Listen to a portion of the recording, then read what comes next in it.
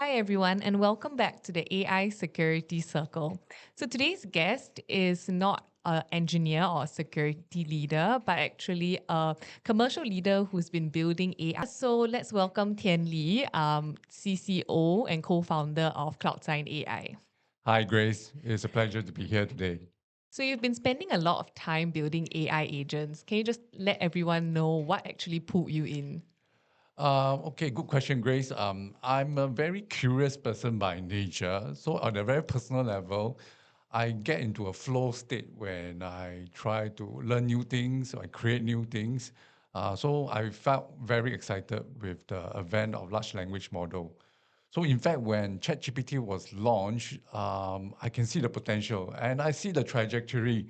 Um, I can already see that people are using it beyond a chatbot. I see it evolve to an agent. Slowly from chat, it will evolve to agentic actions. So that's why I'm very, very excited of what the future of AI. But equally, I'm also very scared of being obsolete. Uh, I think everyone have this fear, and at the business level, it's going to get worse. I've not seen this level of disruption in my whole career so far. Um, with the advance of Gen AI and agentic, I will see that certain all industry will be disrupted, and especially the software industry, whether the cloud or the SaaS industry, they are likely to be disrupted because it's so easy to build apps today. Like it or not, for better or for worse, they need to reinvent themselves. And then I've also think that this is also an opportunity for new categories to be created. Things like agent as a service or agentic marketplace. The whole ecosystem of knowledge and skills will be potentially a new space for us to create value.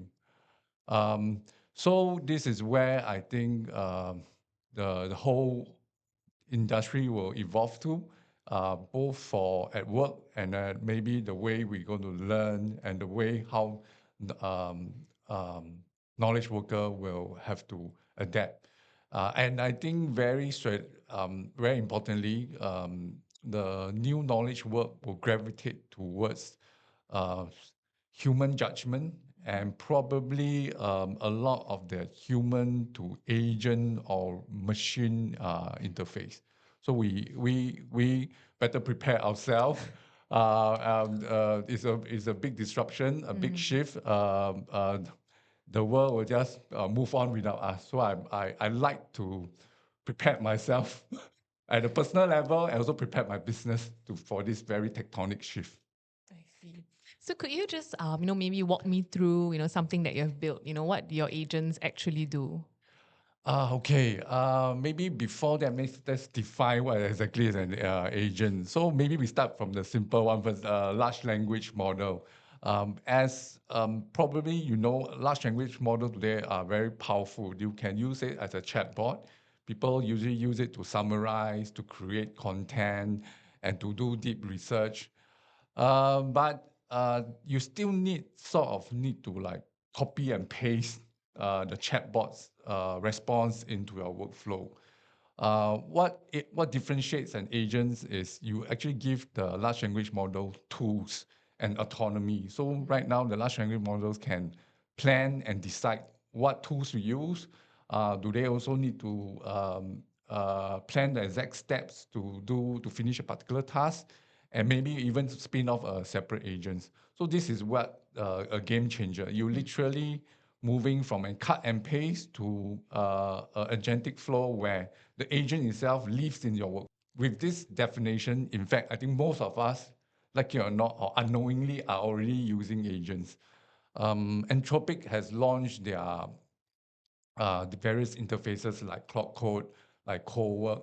These are just specialized user interface for coders and knowledge workers. But underneath it is an agentic platform to help them to complete their tasks better. So in a way, that's how I'm building my chatbots. So very simply, I have a simple workflow. for example, every morning I fire up the bot. It will go and read my personal email. I'm not there to connect it to my work email.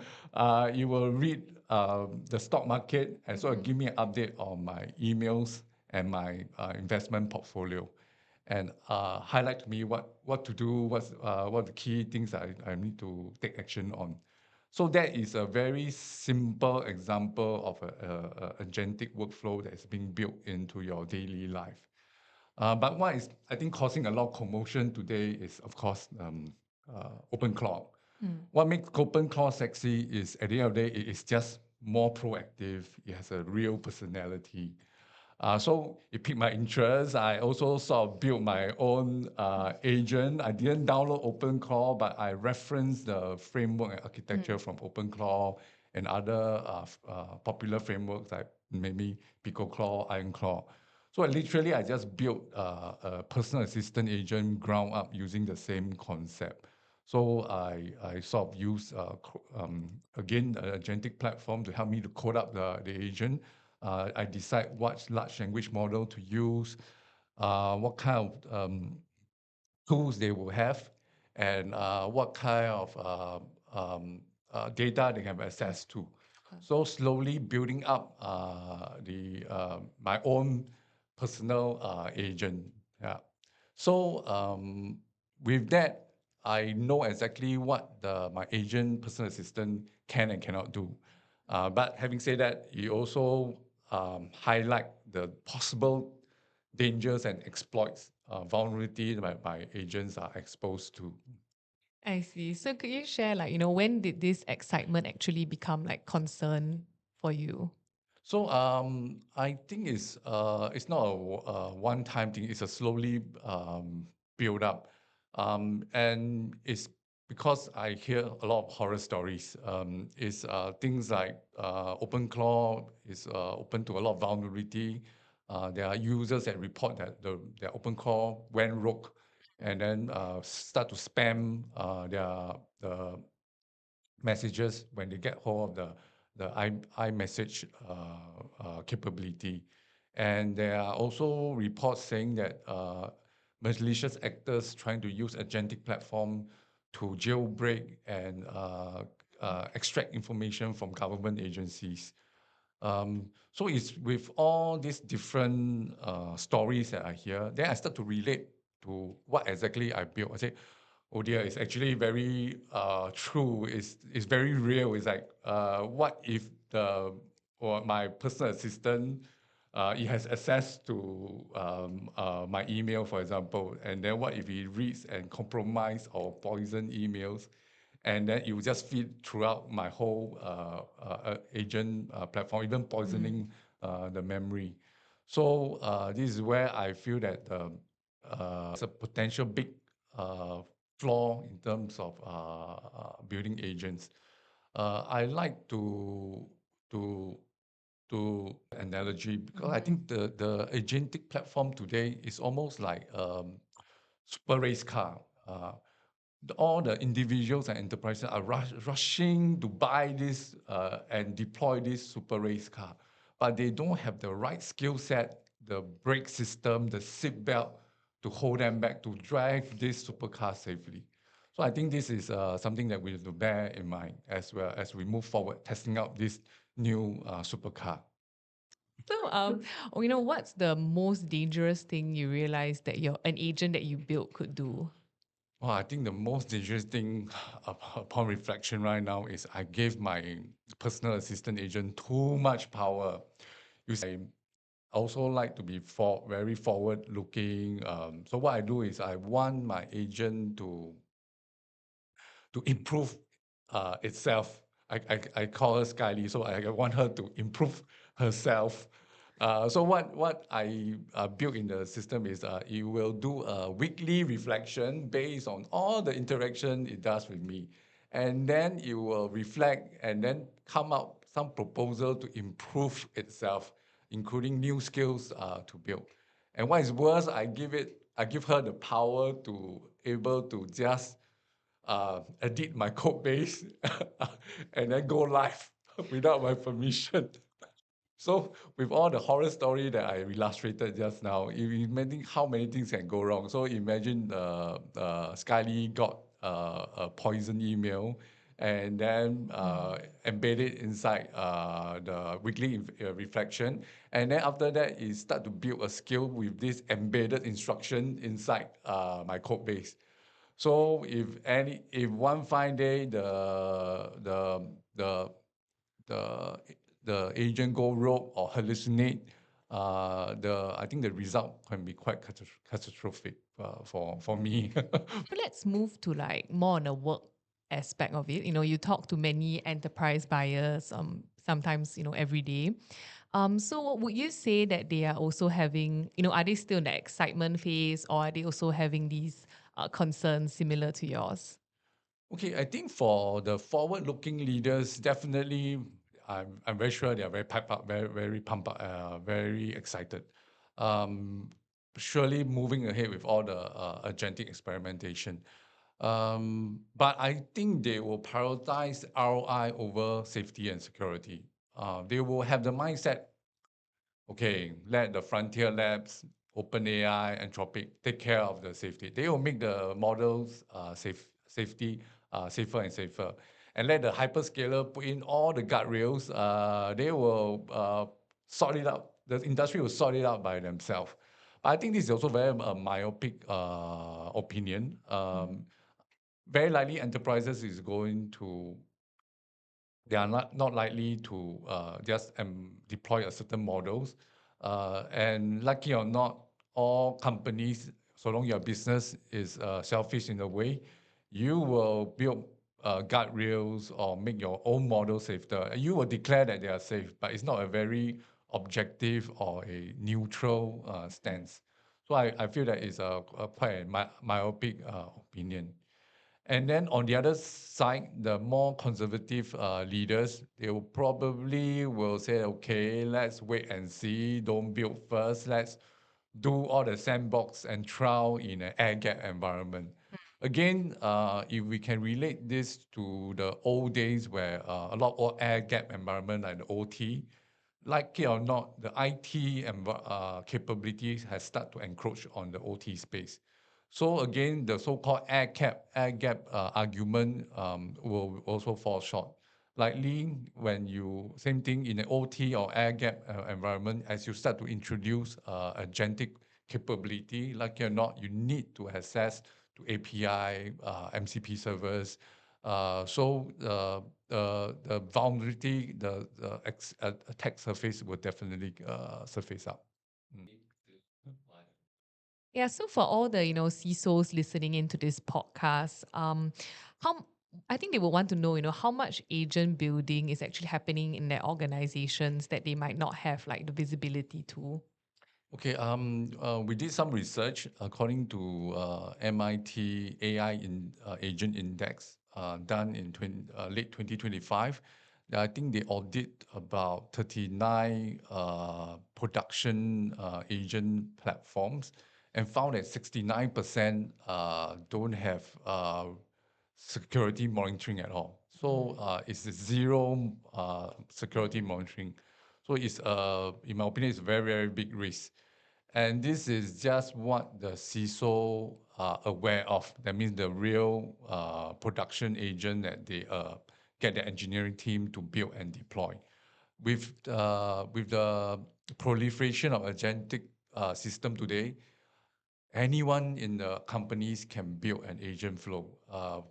A sales guy, a sales manager can easily build an agentic flow to take incoming email inquiries and pass it on to their CRM systems.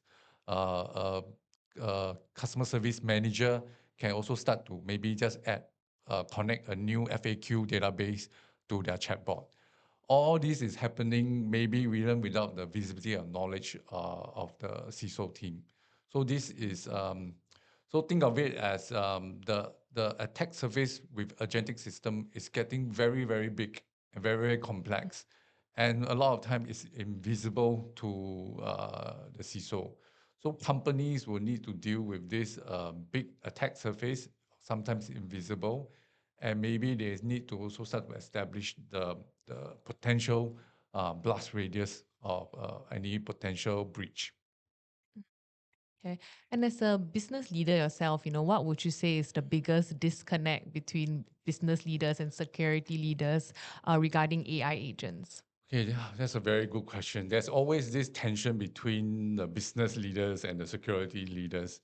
And with the advancement of Gen AI and agentic AI, I think it's going to make matters a lot worse. There's no established standards in terms of governing agentic AI. I think it's a learning process for everybody. The business leaders wants more power, more speed, but the security leaders wants more visibility and more control. So I think we need a sort of like a operating visibility plane that's common to both sides, so that even at the point of building, trialing, and going to production, both sides have visibility on what they are getting themselves into. So I would guess it's more like a joint responsibility that they need to build up over time. Yeah, so for the last question, for business leaders listening to this podcast who have already built or deployed agents, what should they do now? Good question. I will adopt a simple three-step process. Step number one is to map out all your agents that your team has built. Know what the agents are doing, know what tools they have, what data they can reach. So that's a very important step. With that, it really creates a very good visibility of the topology of an agent framework.